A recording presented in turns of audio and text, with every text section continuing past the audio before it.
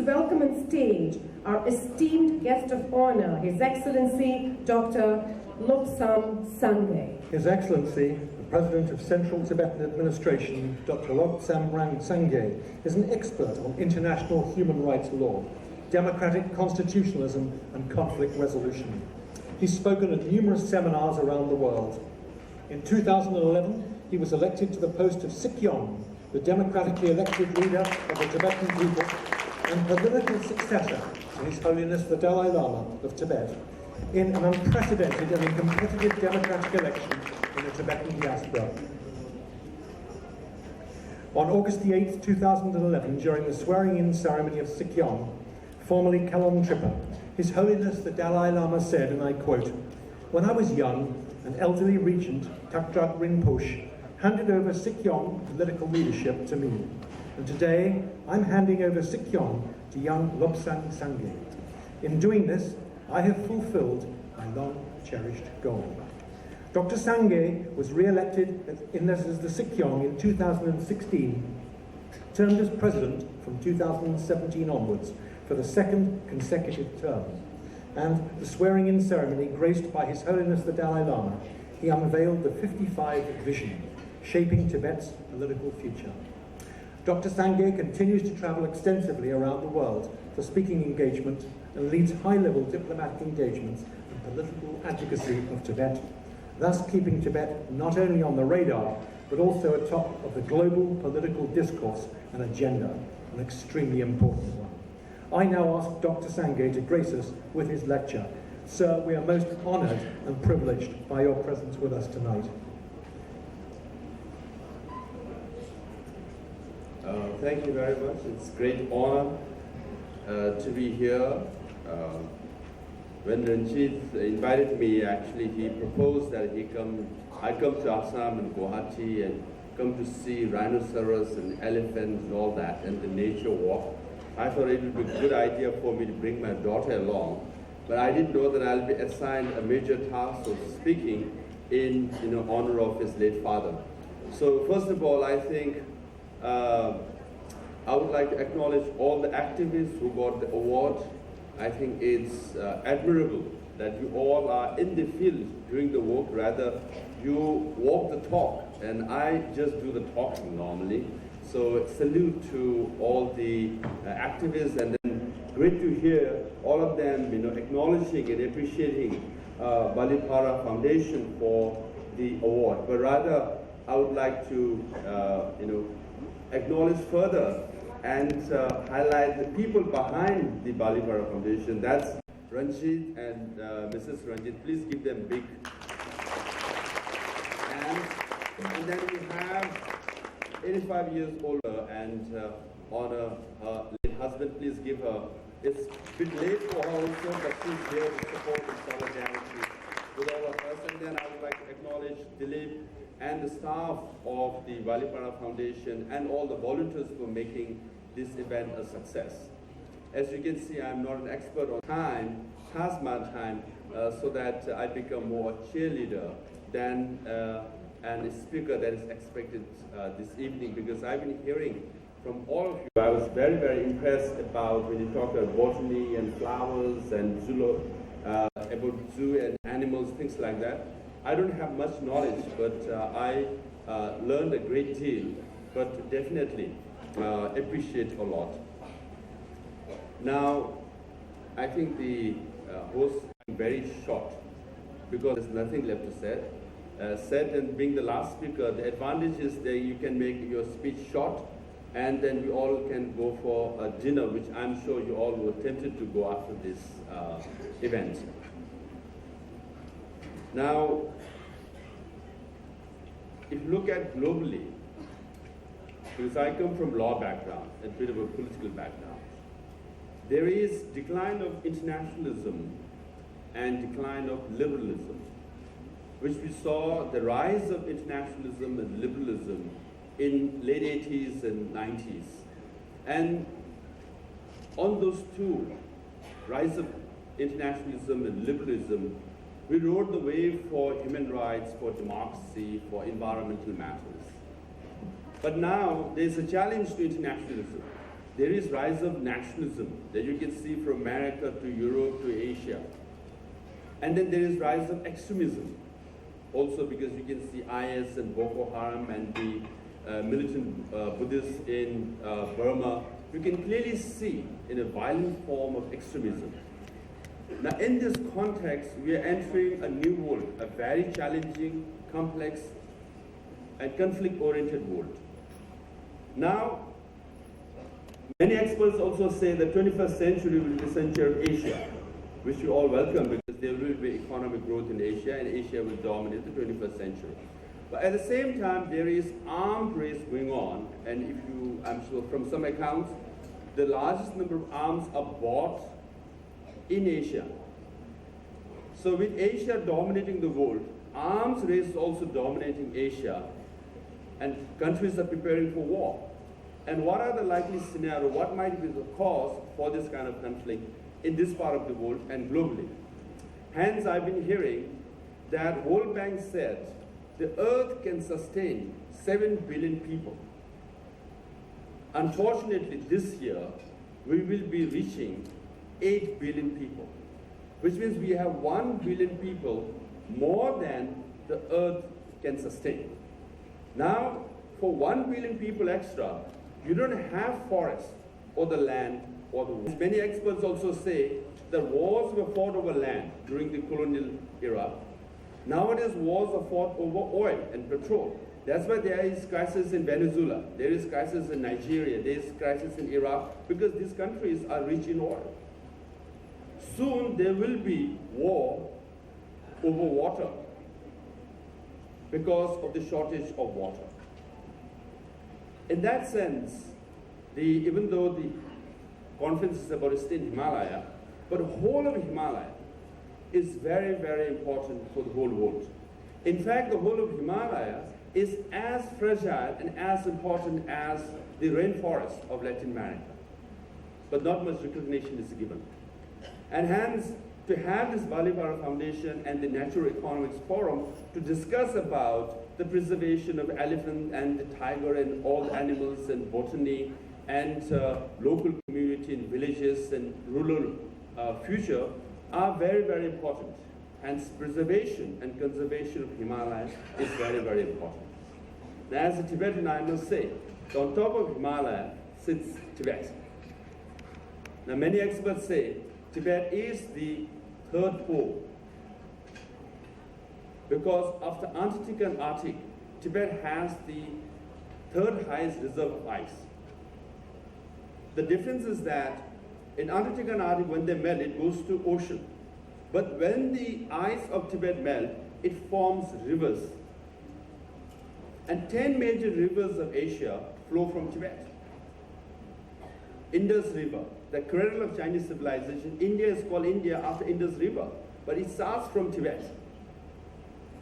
Satluj River, which flows from Tibet to Jammu and Kashmir to Pakistan, flows from Tibet. And lifeline of Assam and Northeast and Bangladesh, Brahmaputra, flows from Tibet. And some of the representatives are here from ASEAN countries. You name Salween River, Mekong River, Irrawaddy River, which are also lifeline for ASEAN countries, flow from Tibet. Yangtze River in China and Yellow River, the cradle of Chinese civilization, also flow from Tibet. Hence, Tibet is the water tower of Asia, and 1.4 billion people, downstream people, depend and survive on rivers starting from Tibet. Hence, Tibet is very, very important for not just the Himalayan region, for Southeast Asia, for South Asia and whole of Asia as well. Now, the problems are as follows. Some scientists have said the climate in South America are directly affected by the jet stream over Tibet. A scientist in Quebec has said whether the winter of Canada will be warm or cold is affected by the climate or the jet stream over Tibet. In fact, a scientist from California has said that if you want to understand global warming or climate change, you must understand the Tibetan plateau. till that it won't be complete. But the problem is, in the last, till year 2000, in the last 100 years, 50% of Tibetan glaciers have melted and disappeared. According to NASA, by 2100, of the remaining 46,000 glaciers we have, Tibet is very rich in mountains. 100 highest mountains of the world are in Tibet. Now, of the remaining 46,000 glaciers that we have now, by 2100, minimally 1/3 and up to 2/3 of these glaciers will disappear.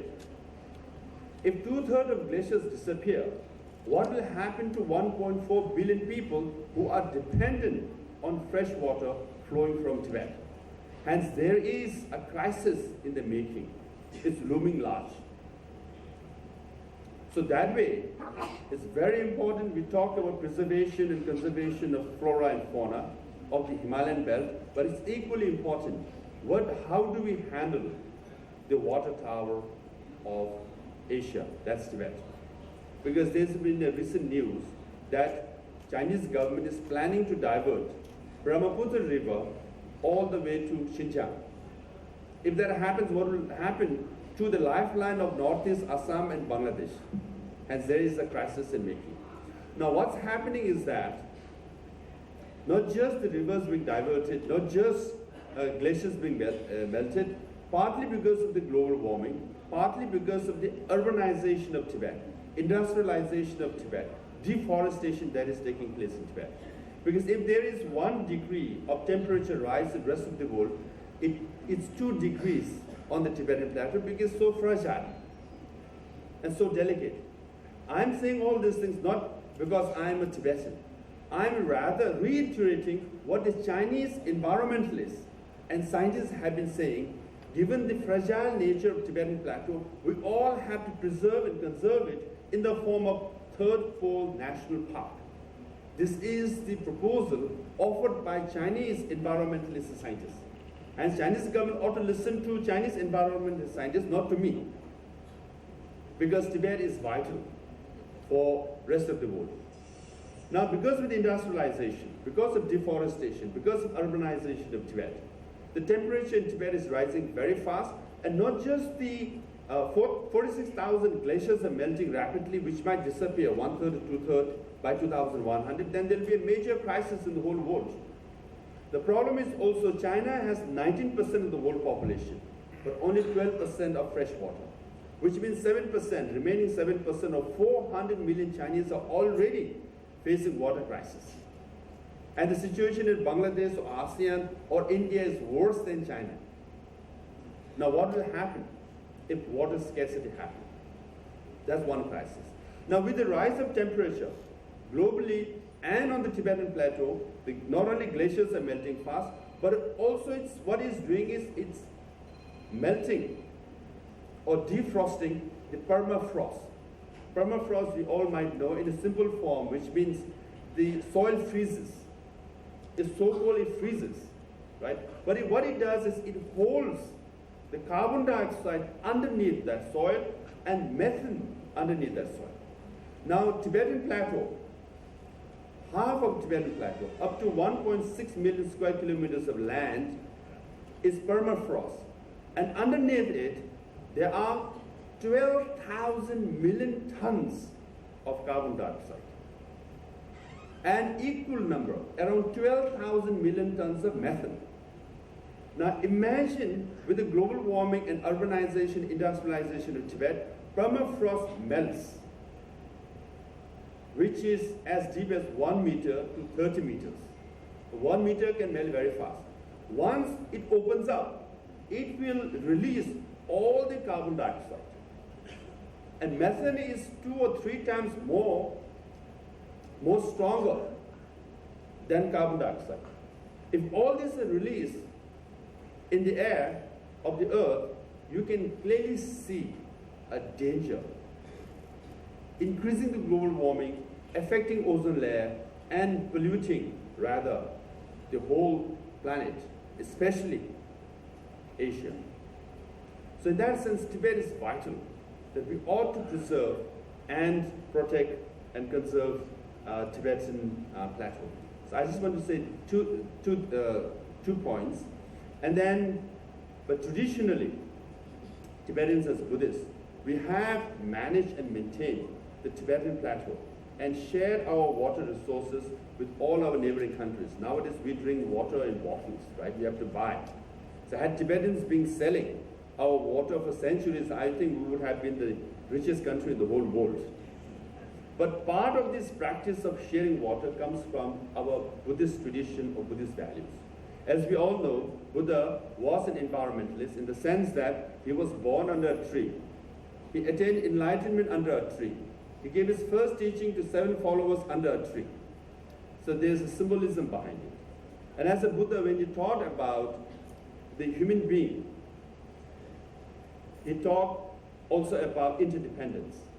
Interdependence between human being and nature. For example, there's this dialectic discourse. When you ask someone as a Buddhist, who are you? And someone asks you, who are you? If you have to point and define I, the you. So normally, if you are asked, who are you? You will say, who is you, rather. Then you will point somewhere in your body and say, this is me. But that's your chest. If you say, this is me, that's your head. If you say, this whole body is you, then the Buddhist dialectic discourse will say, if this body is you, you can't live without air that you breathe. You can't live water, which in fact is 90% of your body. You can't live without food. So you are dependent or interdependent with nature as well. So when you define you as an individual, nature is part of you. Hence, that's the Buddhist value we have. And hence, I'm sure in India and rest of the world, you see Buddhist prayer flags everywhere. And it has 5 elements: earth, water, sky, air. Because we believe nature is part of humanity and we are dependent on nature as much as we live in this earth. Hence, this Buddhist notion has helped us preserve and protect the Tibetan plateau for many centuries. And hence, if you don't want to see water crisis, if you don't want to see global warming, it's very important that we respect the fragile nature of Himalaya, an important aspect of Himalaya and the Tibetan plateau. So with that, I will end my short speech because everybody is looking at their watches and thinking, when is the time to go for sumptuous dinner? So I don't want to spoil your mood. But again, I want to thank really Balipara Foundation for inviting me here and by honoring me here, I feel it's a great privilege to be here. In fact, yesterday and today, conflicted with a couple of my dates. My friend and Chief Minister, Honorable Chief Minister of Arunachal Pradesh was visiting Dharamsala. Instead of hosting him, I came here. And yesterday also, His Holiness Dalai Lama was inaugurating a monastic school. Now, as per protocol, I'm mandated to be next to His Holiness Dalai Lama, to be there. But then I came here, not as an expert. As you can see, I don't know much about, nature and conservation and preservation, except I have a diploma from WWF on environmental law, which is 6 months course.